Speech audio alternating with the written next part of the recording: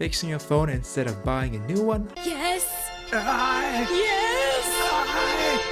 So if you've got the Pixel 6a, chances are that you've probably been hit with the Google's updates that fried the battery's capacity. I'm tired. I'm fucking tired. I'm done.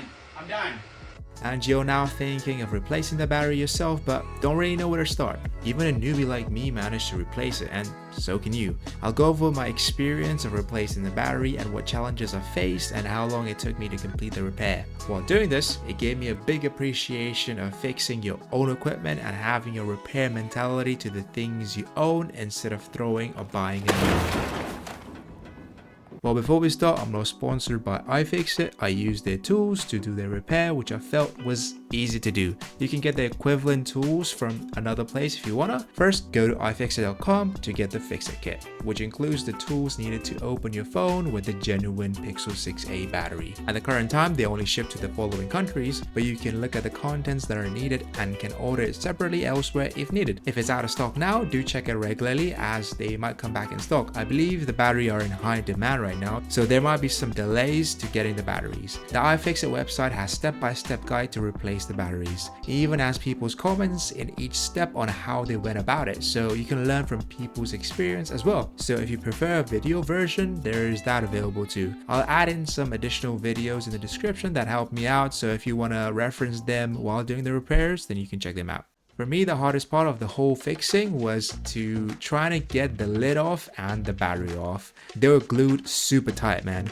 Okay, so before you start, would recommend to have an isopropyl alcohol if you have it to clean out the additional glue, or if you want to add that to the battery if it's a little bit harder to take it off. Not really needed, but it does come in handy when you need it to.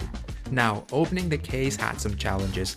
It took a little longer using the eye opener, so instead I used a hairdryer instead. I had to apply the dryer on and off repeatedly to try to melt the glue inside. Prepared to do it multiple times. For me, the top part over there was easier to pry open than from the side. So once I opened it though, I was huffing and puffing. Girl, shit!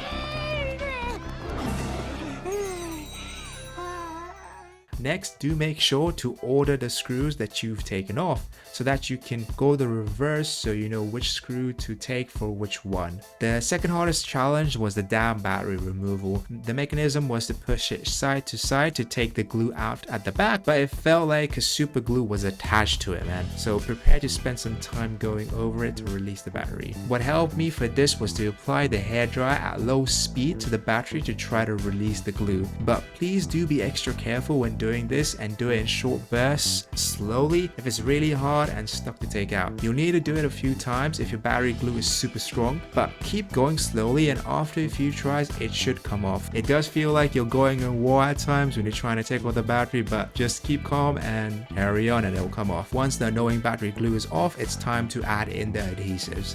At first I was a little confused on which was which, to be honest, from all of the stuff. So to clear the confusion, these are the actual adhesives that you need to put on.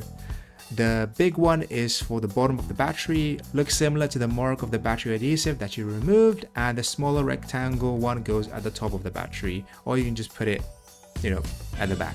Once that's done, do everything in reverse or follow the video of the guide. Next, you need to clean up the adhesives and you should be good. Doing the reverse is easier than opening, to be honest. So the whole thing actually took me about 4 hours. I think it could have been done even quicker to 2 hours if I applied more heat to take out the adhesives, as that was the most challenging part. But all in all, it was a very, very valuable experience on repairing your own product. Okay. So that's all the information are in the description if you need more references when doing the repairs, and catch you later.